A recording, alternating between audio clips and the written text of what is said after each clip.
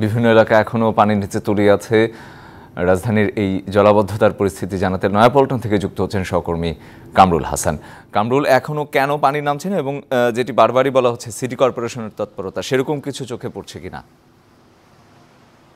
শুভ্র, সকাল ৬টা থেকে দুপুর ১২টা পর্যন্ত ৬ ঘন্টা বৃষ্টিপাত হয়েছে, আর এখন বৃষ্টিপাত শেষ হওয়ার ১৩ ঘন্টা পার হয়েছে। এই ১৩ ঘন্টা পার হয়ে গেলেও কিন্তু রাজধানীর বিভিন্ন জায়গায় এখন পর্যন্ত জলাবদ্ধতা রয়েছে। আপনি নিশ্চয়ই আমার ক্যামেরায় দেখতে পাচ্ছেন, আমি এখন নয়াপল্টনে আছি। আসলে এটি কি দেখে বোঝার উপায় নেই, এটি একটি সড়ক।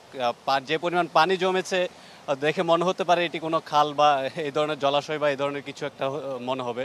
তো আমি এখানে আসার পর যেটা দেখলাম যে প্রচণ্ড ভোগান্তিতে পড়েছেন সাধারণ মানুষ। আমি এর আগে ছিলাম আপনার কাকরাইল এলাকায় ছিলাম, সেখানে আমি স্থানীয় লোকজনের সঙ্গে কথা বলেছি। তারা যেমনটা জানিয়েছেন যে আসলে অপরিকল্পিত নগরায়নের কারণেই মূলত এই জলাবদ্ধতা কমানো যাচ্ছে না, কোনোভাবে জলাবদ্ধতার নিরসন হচ্ছে না, তাদের মন্তব্যটা হচ্ছে এই ধরনেরই। এছাড়া আমি আসার পর যেখানে যা দেখতে পেলাম যে বেশ কিছু গাড়িও কিন্তু বিকল হয়ে গেছে। এখানে এমনও দেখা গেছে যে একটি অ্যাম্বুলেন্স নষ্ট হয়ে গেছে এবং তাই সেটিকে সাধারণ লোকজনের সহায়তায় ধাক্কা দিয়ে নেওয়া হয়েছে।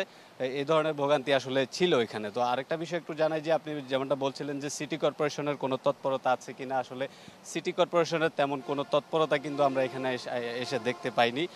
তারা সাধারণ জনগণ কিন্তু সিটি কর্পোরেশনকে দুষছে। তারা বলছেন যে জনপ্রতিনিধি যারা আছেন তাদের সচেতনতার অভাব রয়েছে, তারা অপরিকল্পিত নগরায়ন হচ্ছে, যার কারণে কিন্তু আসলে এখানে এই জলাবদ্ধতা কোনোভাবেই নিরসন করা যাচ্ছে না। তো আমি এই পর্যায়ে এখানকার একজন স্থানীয় ব্যক্তির সঙ্গে একটু কথা বলবো, তার কাছে একটু জানতে চাইবো যে আসলে আপনি তো এখানকার স্থানীয় বাসিন্দা, এখানে আসলে এই জলাবদ্ধতার কারণে কি ধরনের ভোগান্তিতে পড়ছেন আপনারা? কালকে গত রাত্রে ৩টা থেকে ৬টায় পর্যন্ত বৃষ্টি হয়েছে। আজকে সারাদিন সারা রাত একদম চলে গেছে। এখনও ঢাকা শহরে, একটা ক্যাপিটাল শহর, এটা এখন পানির শহর হয়ে গেছে। মানুষের দুর্ভোগ নাগালের বাইরে চলে গেছে, মানে বিদ্যুৎ, পানি, গ্যাসের সমস্যা নিত্য প্রয়োজন। আজকে যে সারাদিন কোনো বৃষ্টি হয়নি, এখনও ঢাকা শহরে নদীর মতন পানি, বৃষ্টি নাই। যদি সারাদিন বৃষ্টি হয় তাহলে ঢাকা শহরের কী অবস্থা হবে মনে হয় বাংলাদেশে কোনো সরকার আছে মনে হয় না। এবং 2টা সিটি কর্পোরেশন, উত্তর এবং দক্ষিণ, তাদের কোনো খবর আছে বলে মনে হয় না।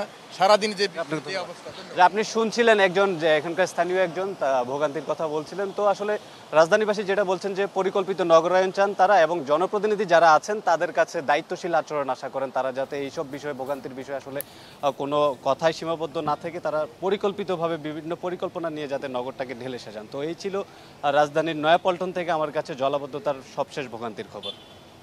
কামরুল, আপনাকে ধন্যবাদ।